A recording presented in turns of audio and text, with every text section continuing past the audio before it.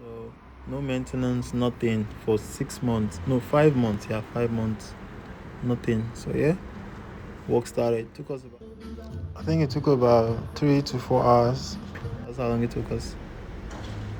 Wow. It was a lot of work, a lot of tangled up hair and stuff, a lot of and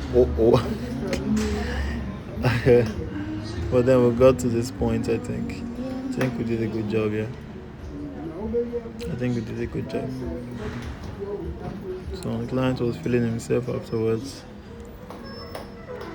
Yeah, he didn't want the dreads to drop down. He liked them spiky like that.